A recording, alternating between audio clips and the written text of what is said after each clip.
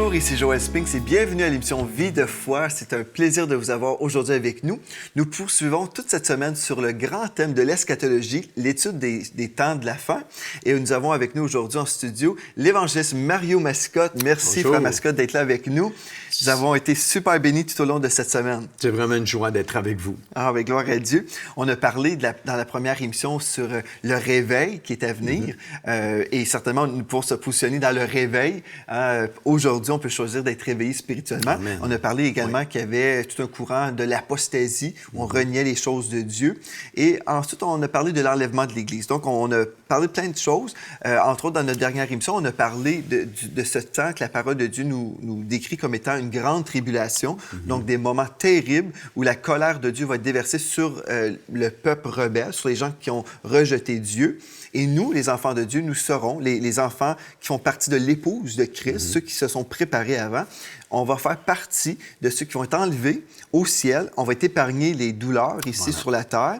Et gloire à Dieu, on va pouvoir vraiment être secourus avant que ça arrive. Tout ça, on a effleuré un peu ce sujet-là. Mais aujourd'hui, on veut poursuivre parce qu'on a terminé notre émission et puis il y a encore des choses qu'on veut développer concernant la tribulation et l'Antéchrist et puis finalement pour arriver au millénium. Parce qu'on sait que Dieu nous prépare le millénium et après ça, la Nouvelle Jérusalem, des choses merveilleuses. On a hâte de tout vivre ça. Absolument. Mais on veut juste conclure un peu avec l'Antéchrist, parce qu'on a terminé l'émission comme ça. Oui, bien tout d'abord, on a parlé d'une période très précise de 7 années, qu'on appelle les années de tribulation de la fin, qui seront des tribulations à l'échelle mondiale. C'est la seule fois qu'il y aura des tribulations partout en même temps sur la Terre. Comme il y a un dernier réveil qui va toucher tout le monde en même temps.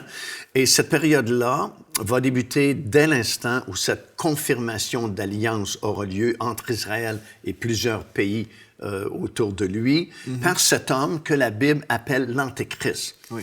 Évidemment, comme on a mentionné dans l'émission précédente, à ce moment-là, il y a beaucoup de séduction dans le monde. Oui.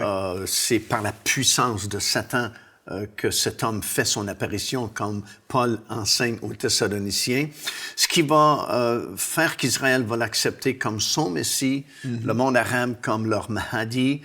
Pour le monde, ce sera un génie politique, mais pour l'Église, nous saurons que c'est cet homme-là prédit dans la parole du Seigneur qui s'appelle l'Antéchrist. L'enlèvement de ceux qui se seront préparés a lieu très peu de temps après la confirmation de cette alliance.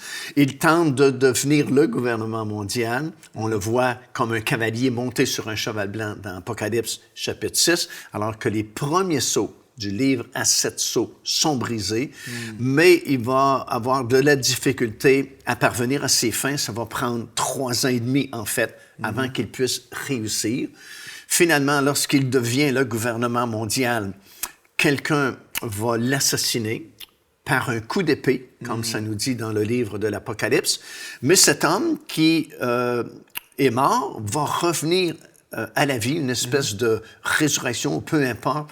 Mais ce que la Bible nous dit, c'est que lorsqu'il est assassiné, comme tout le monde descend dans le séjour des morts, dans l'abîme, mais il remonte de l'abîme, comme ça nous dit dans Apocalypse chapitre 17. Alors, ce n'est plus un être humain normal, là. C'est comme un homme-dieu. Un peu ce que Satan avait dit à nos premiers parents, vous allez devenir comme des dieux et vous ne mourrez point. Est-ce que vous avez une révélation récente ou, si je dis révélation, ou une compréhension récente par rapport à ça? Parce que de nos jours, on parle de plus en plus des hommes hybrides et ces choses comme ça. C'est assez poussé dans notre monde, ce qu'on entend aujourd'hui. Évidemment, la Bible ne nous donne pas plus de détails, mais on peut commencer à comprendre à notre époque, parce que la science est tellement rendue loin dans ce domaine-là, qu'on nous dit qu'on peut créer un être humain sans nécessairement qu'il y ait un esprit à l'intérieur de lui. Et puis, on peut partir avec l'ADN d'une personne et puis créer beaucoup de choses de nos jours. Alors, faut pas trop s'aventurer dans ce domaine-là parce que la Bible est silencieuse. Mais ce que nous savons, c'est que ce n'est plus un être humain normal parce que quiconque meurt, descend dans l'abîme et remonte de l'abîme n'est plus tout à fait normal. Non, il y a quelque chose de Alors, spécial. ça devient une personne hybride, reconnue comme un Dieu. Wow.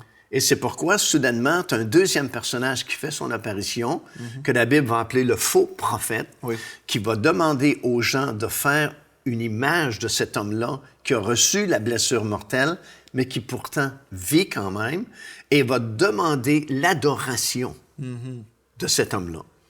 Et de façon exceptionnelle, il va pouvoir savoir qui ne l'adore pas et qui l'adore, puis il va prononcer un décret de mort sur tous ceux qui n'adoreront pas cette image-là.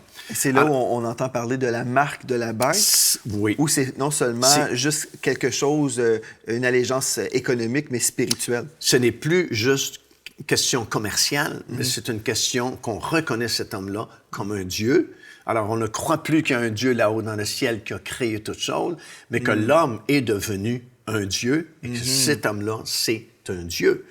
Et c'est ce que Daniel avait prophétisé autrefois, qu'il a appelé l'abomination de la désolation qui sera établie dans le lieu saint. Parce qu'à compter de ce moment-là, cet homme-là, que la Bible appelle l'Antéchrist, se proclame lui-même Dieu, comme Paul nous dit dans Thessaloniciens, et va s'asseoir dans le lieu très saint du temple, demandant maintenant l'adoration. Et ça, c'est fascinant aussi parce que il y a cette fascination des sociétés secrètes et de Satan lui-même pour un temple. Oui, c'est vrai. Si vous regardez, par exemple, beaucoup de sociétés secrètes ont vraiment une fascination pour l'ancien temple de Salomon et ça fait partie de leur rituel et ainsi de suite. Mais à l'origine, c'est ce qui a causé la chute de Lucifer, qui a voulu s'élever jusqu'au trône de Dieu et s'asseoir sur la montagne de Dieu. Mais il a été précipité. Et là, il va tenter la même chose par l'entremise de cet homme-là qui va vouloir s'asseoir sur la montagne de Dieu, le temple à Jérusalem qui sera reconstruit, parce qu'il y aura un troisième temple qui sera bientôt construit sur l'esplanade du temple à Jérusalem, et s'auto-proclamera Dieu demandant l'adoration. Mais il y a des gens qui vont être sur la terre à ce moment-là, des chrétiens, en fait, qui vont réaliser, c'est lui l'Antéchrist que j'ai entendu parler quand je dormais spirituellement. Et là, finalement, j'ai mon réveil pendant la tribulation. Je réalise, c'est lui l'Antéchrist, et puis je refuse de suivre. Et c'est alors que les gens vont être décapités pour leur foi, n'est-ce pas? Oui, et même au tout début, avant ça, il y a des gens qui seront décapités parce que les vierges imprudentes qui auront manqué l'enlèvement, ben, on lit dans Matthieu 25 qu'ils vont faire le plein de cette huile qu'ils n'avaient pas et vont témoigner le nom du Seigneur Jésus. Et dans le chapitre 6 déjà de l'Apocalypse, on voit que ces personnes-là seront décapitées à cause du témoignage qu'elles auront rendu au Seigneur Jésus. Mais quand ça va se produire au milieu des 7 années de tribulation, c'est aussi un grand signal pour le peuple juif. Et ceux qui auront du discernement spirituel parmi le peuple juif pourront fuir dans une ville de refuge que Dieu a préparée à l'avance, qu'on croit être Petra, Botsra, qui est en Jordanie. Et ça, c'est curieux aussi parce qu'on parle de l'Antéchrist qui va contrôler le monde, mais la Bible nous dit dans le livre de Daniel que la Jordanie, qui s'appelait autrefois le territoire d'Édom et Moab et Ammon, va échapper au contrôle de cet homme-là. Et c'est quand même curieux parce que la Jordanie est un tout petit pays, juste en face d'Israël, de l'autre côté du Jourdain. Ce n'est pas un pays où il y a du pétrole, un pays riche, mais il va échapper au contrôle de l'Antéchrist. Pourquoi? Parce qu'il y a une ville qui a été préparée comme une ville de refuge pour ceux et celles qui auront du discernement spirituel à ce moment-là. Ils pourront fuir dans les montagnes et dans le désert, comme ça nous dit dans les Écritures, et vont échapper à ces 3 années et demie, dernières 3 années et demie de ces 7 années de tribulation. Et chose curieuse qu'on oublie quelquefois, c'est qu'avant que la bataille d'Armageddon soit terminée, le Seigneur Jésus-Christ va venir justement à Botsra pour délivrer ceux qui se sont réfugiés dans cette ville-là pendant les dernières 3 années et demie, les 7 années de tribulation. Et on a plusieurs versets. C'est vraiment étonnant de trouver tous les nombreux versets qui parlent de la fameuse bataille de Botsra dans les derniers jours. Un verset très classique, c'est évidemment Ésaïe, chapitre 63, alors que le prophète Ésaïe voit quelqu'un qui sort de Botsra avec son vêtement teint de sang. Et c'est le Seigneur Jésus-Christ qui dit qu'il a combattu seul à Botsra, justement, pour libérer son peuple qui s'y était réfugié pendant 3 années et demie. Et après, c'est la fameuse bataille d'Armageddon, où des représentants de à peu près toutes les nations du monde vont se réunir dans la grande vallée de Jezréel, Megiddo, qui est dans le nord d'Israël, qui est un champ de bataille qui a vu plusieurs guerres avant aujourd'hui, mais c'est le lieu de rassemblement de ces nations-là, qui vont monter sur Jérusalem pour détruire la ville et le peuple juif. Et une des choses de nos jours, on voit l'antisémitisme qui commence, en tout cas qui se poursuit et qui augmente de plus en plus. Oui. On voit vraiment, c'est un esprit derrière ces choses-là. Parce que les mêmes démons qui habitaient à l'époque d'Adolf Hitler existent encore aujourd'hui. Tout à fait. Donc les gens décèdent, mais les démons, eux, demeurent encore là. Puis c'est pour ça qu'on peut voir qu'il y a tellement d'antisémitisme, même dans l'Église. Je reçois des fois des courriels des gens, ça me scandalise en fait de voir comment même des chrétiens peuvent être influencés par ces esprits méchants-là. Mais ça fait que c'est ça, si on revient un peu, on parle, l'Armageddon, il va y avoir cette guerre finale. Et là, Jésus revient. Des fois, on entend parler que nous, l'épouse, on revient avec lui pour cette bataille-là, qu'on va se battre littéralement. Qu'est-ce que vous en dites, vous? Bien, on est monté sur des chevaux blancs.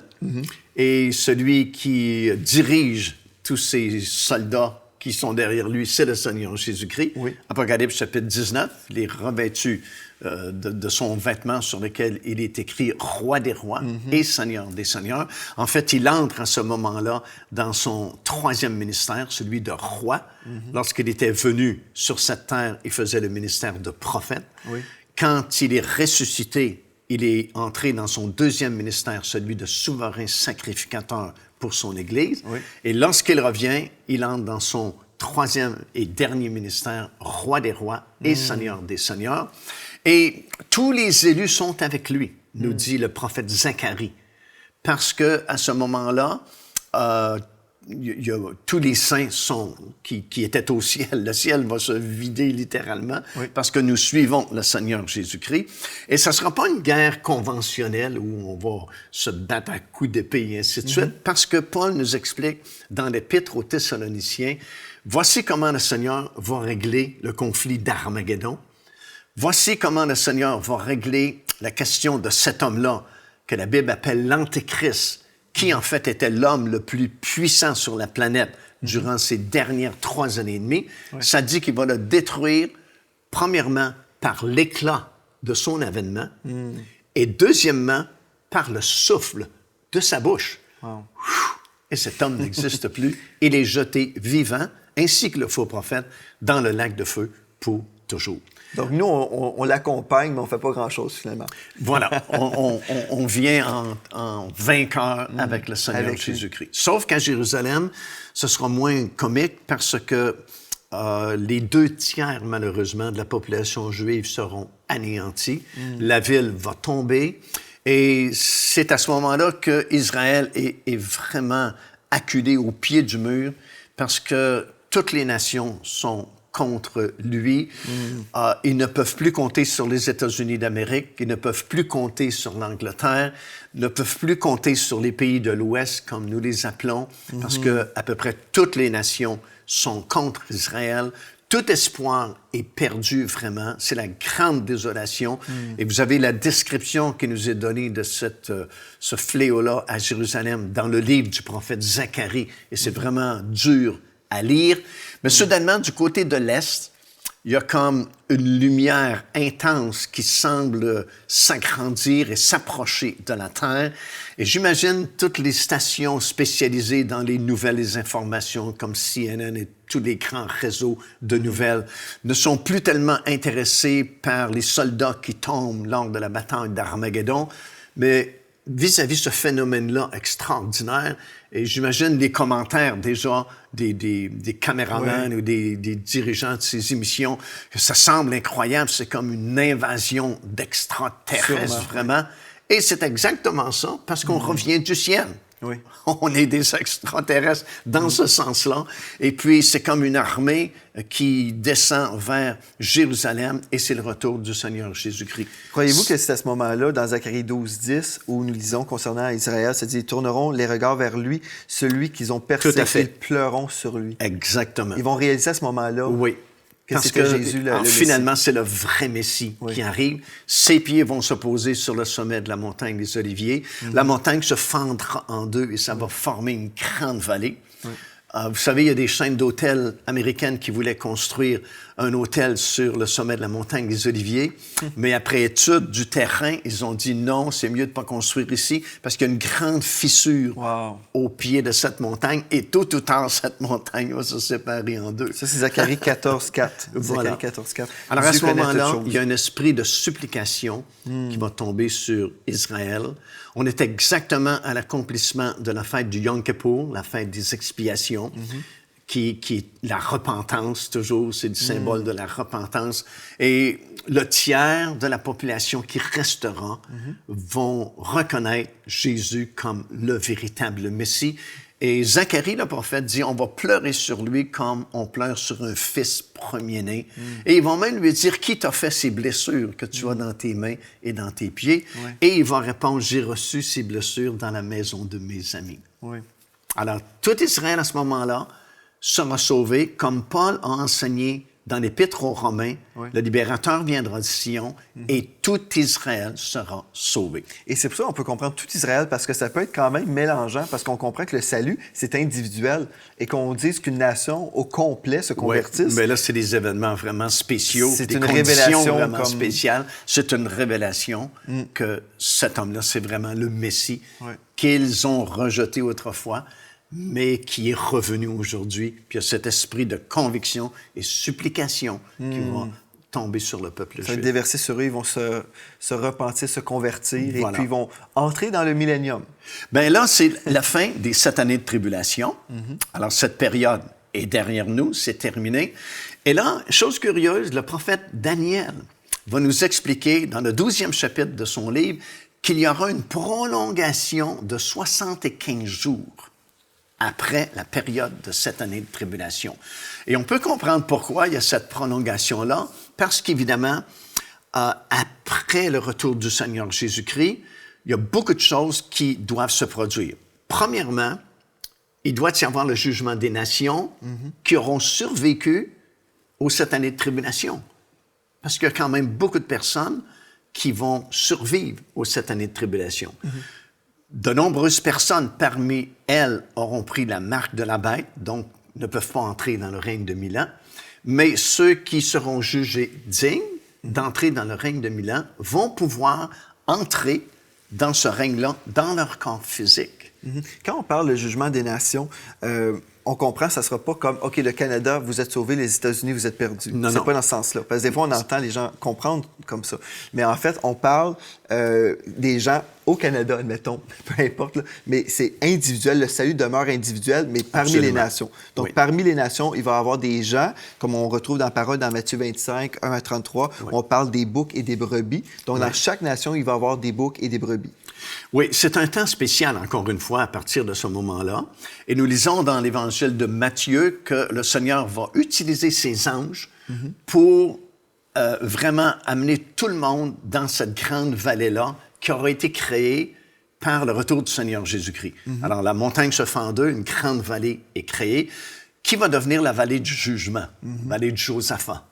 Où toutes les nations seront rassemblées dans cet endroit-là. Et le Seigneur Jésus-Christ va déterminer qui peut entrer à titre de nation dans le règne de 1000 ans, tandis que les autres vont rejoindre tous les autres morts qui sont toujours dans le séjour des morts. Parce qu'avant la venue du Seigneur Jésus-Christ, tous ceux qui mouraient, justes ou injustes, devaient descendre dans le séjour des morts, qui était composé de 2 départements, si vous voulez. D'un côté, l'enfer, et de l'autre côté, le paradis. Le sein d'Abraham. Voilà. Quand Jésus est mort, il est descendu dans le séjour des morts, et il a libéré ceux qui étaient retenus dans le paradis, le côté du paradis, et il y a eu un déménagement. En fait, il y a eu une partie de résurrection, parce que plusieurs de ces saints-là sont ressuscités, et les autres ont été déménagés. Le paradis a déménagé au ciel, dans la présence même de Dieu. Mais tous les autres morts qui sont morts injustes sont restés dans le séjour des morts, sont encore là au moment où nous nous parlons aujourd'hui. Et on appelle ça l'enfer. Oui. Et ceux qui seront jugés indignes de participer au règne de 1000 ans seront exterminés tout de suite et descendront rejoindre tous ces autres morts qui devront attendre après le règne de 1000 ans pour être jugés devant le grand trône blanc. Et leur destination, malheureusement, c'est le lac de feu pour l'éternité. Donc, on a l'enfer qui va être jeté dans le lac de feu. Oui. Ça devient peut-être compliqué pour certains, mais je vous suis. Ça fait du sens, tout ça. Donc, c'est ça. Ça fait qu'on arrive à cette place de jugement. Et là, juste avant de rentrer dans le millénium, il va y avoir une division, un jugement, finalement, pour choisir ceux qui vont entrer dans le millénium. Tout à fait. Ensuite, il y a la reconstruction de la ville de Jérusalem. Ce n'est pas encore la nouvelle Jérusalem, mais il y a une restauration de la ville. Il y a un 4e temple qui sera construit miraculeusement. Et la Bible dit que c'est le Seigneur Jésus-Christ lui-même qui va comme le créer, qui est immense, très grand, puis il y a une description très détaillée dans Ézéchiel à partir du chapitre 40, où vous avez même les dimensions, puis les pièces différentes qui seront construites, la place du prince, c'est vraiment très détaillé dans la parole de Dieu. Il y aura également un temps pour le couronnement du Seigneur Jésus-Christ, parce que souvent, on ne se souvient pas que le seul roi qui n'a pas été couronné en Israël, c'est le roi des rois, le Seigneur des seigneurs. Il était couronné avec une couronne d'épines, mais c'est pas celle digne d'un roi. Non, voilà.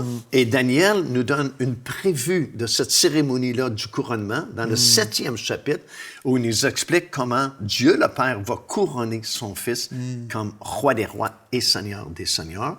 Après ça, il doit y avoir le mariage du Seigneur Jésus-Christ avec sa glorieuse épouse, suivi du festin des noces de l'agneau. Je sais qu'on entend souvent dire que, bon, on monte au ciel et pendant 7 ans, on s'en va aux noces de l'agneau, mais il n'y a aucun verset biblique pour appuyer cela. C'est spécial parce qu'on a tous été enseignés comme ça. Moi, d'ailleurs, j'ai été enseigné comme ça. Quand on va être enlevé, pendant 7 ans, on va vivre les noces de l'agneau, on va se réjouir pendant que les choses se passent sur la terre. Mais c'est vraiment pas possible pour plusieurs raisons. Premièrement, la plupart des invités sont même pas au ciel à ce moment-là. C'est ça, oui. Alors, il n'y aurait pas d'invités. Deuxièmement, ce n'est pas le temps des réjouissances, c'est le temps des jugements de Dieu. C'est ça. Et il y a des versets, croyez-le ou non, dans la parole du Seigneur, qui nous affirment que nous, les enfants de Dieu, nous allons participer au jugement avec le Seigneur Jésus-Christ. Oui, c'est ça. Mais par contre, il y a des versets qui nous disent noir sur blanc que le festin des noces de l'agneau aura lieu sur la montagne de Sion, ici-bas, sur la terre. On a même une partie du menu du repas des festins des noces de l'agneau. Ça, c'est la première que j'entends. Dans le livre d'Ézéchiel, d'Ésaïe, pardon. Mais souvent, les gens sont ignorants de ces choses-là parce qu'on ne s'est pas donné la peine de chercher ces choses-là dans la parole du Seigneur. Une des choses qui m'intéresse concernant l'épouse, on revient à notre deuxième émission, ou la première, je ne me souviens plus trop, mais il y a un moment où la porte est fermée pour l'épouse. Oui. Parce qu'il y a des gens qui vont être sauvés pendant la tribulation. Il y a des gens même qui vont être sauvés pendant le millénium. Mais l'épouse, là, la porte est fermée à un moment précis. Oui, ça, c'est tout un autre domaine qu'on peut développer parce que souvent, ce n'est pas vraiment prêché ni enseigné dans le corps de Christ, mais il y a une hiérarchie à venir parmi les enfants de Dieu. Autrement dit, au niveau du salut, on est tous égaux. C'est le même salut. Que vous soyez sauvés depuis 5 ans ou 50 ans, c'est le même salut. Quelqu'un accepte le Seigneur Jésus-Christ aujourd'hui, s'il meurt le lendemain, il est parfaitement sauvé. 50 ans plus tard, c'est le même salut. Oui. Sauf qu'il y a des rangs différents, il y a des autorités différentes, il y aura même des intimités différentes avec le Seigneur pendant l'éternité. Alors, dans cette perspective-là, nous reconnaissons qu'il y a une différence, par exemple, entre l'épouse de Christ et le corps de Christ. Puis, on a un symbole, une figure qui nous a été donnée. Parce que tout l'Ancien Testament, ce sont des figures pour nous aider à comprendre le Nouveau Testament. Lorsque Dieu a créé le premier homme, il savait d'avance qu'il était pour faillir. Mais il l'a créé et Dieu voyait déjà le deuxième homme, le Seigneur Jésus-Christ, qui devenait. Puis, il a créé la première femme. La première femme a été créée de façon différente. Elle ne vient pas de la poussière de la terre, mais Dieu a fait que le premier homme tombe dans un sommeil profond. Il a percé son côté et d'une de ses côtes a formé Ève, la première femme. Mais lorsque le Seigneur a vu Ève, la première femme, il ne voyait pas que la première femme du premier homme, mais il voyait l'épouse du deuxième homme, le Seigneur Jésus-Christ. Ouais. Et c'est pourquoi, sur la croix de Golgotha, je ne crois pas que le soldat romain qui a pris sa lance et qui a percé le côté du Seigneur Jésus savait la signification prophétique intense de son geste, parce que comment l'Église est-elle née? De la même façon que le premier homme qui a été percé de son côté, et de son côté a jailli l'eau et le sang qui a permis l'Église du Seigneur Jésus-Christ, qui peut devenir l'épouse de Christ, parce que là, on comprend que l'épouse, c'est une sélection du corps. Wow. Alors, c'est vraiment l'épouse qui va régner avec le Seigneur Jésus-Christ. Ça nous aide à comprendre beaucoup de versets où on parle des enfants de Dieu qui vont servir et d'autres qui vont régner. Alors, on ne sera pas tous sur le même pied d'égalité. Même Paul, dans son grand chapitre sur la résurrection, parlant de nos corps glorieux que nous aurons un jour, il nous dit que nous serons différents les uns des autres, parce qu'un va briller comme le soleil, l'autre comme la lune, l'autre comme les étoiles. Donc, il va y avoir des degrés de gloire même différents. Là. Des degrés, on va pouvoir voir, voici un glorifié qui arrive. On va pouvoir le voir et même discerner même le témoignage de la personne, finalement, par la lueur ou comme l'intensité de cette gloire. Tout à fait. Et selon notre fidélité, nous aurons des autorités différentes. Jésus dit dans Luc, l'Évangile de Luc, à un, on va donner le gouvernement de 10 villes durant la période du millénium. Oui. Un autre, 5 villes. Un autre, zip, rien du tout. C'est ça. Quand on lit la parole, si vous êtes fidèle dans les petites choses, on va te confier, Dieu va nous confier des plus grandes choses. Tout à fait. Des fois, les gens se disent, en autant que je monte au ciel.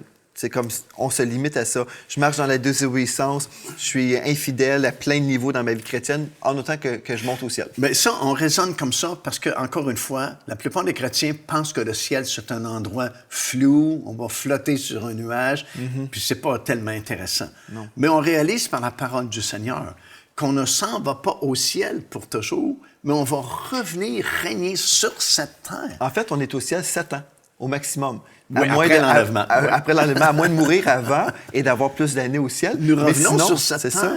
Puis sur cette terre, il y aura une reconstruction, il y aura des villes, il y aura même une autoroute. Isaïe dit, il y a une autoroute qui sera construite à partir de l'Égypte, qui va traverser Israël et va se rendre jusqu'en Assyrie. Dans notre prochaine émission, on va poursuivre dans le thème du millénium. Oui, parce que c'est tellement merveilleux. Et puis, on va parler de la nouvelle terre. Moi, ça m'excite beaucoup. Je trouve ça tellement merveilleux de voir ce que Dieu a réservé pour nous. Et puis, si on se prépare, on peut dire, non, le ciel, c'est pas juste des nuages flottants, mais il y a une vraie vie, une destinée et des responsabilités. Et si je me prépare aujourd'hui, je prépare mon éternité, en fait. Je prépare le règne que je vais avoir. C'est phénoménal, phénoménal. Oui. Donc, merci d'avoir été là, Romain Scott. Et puis, on poursuit demain. Donc, soyez au rendez-vous. Merci aussi à vous d'avoir été là. Et d'ici à la prochaine fois, soyez richement bénis.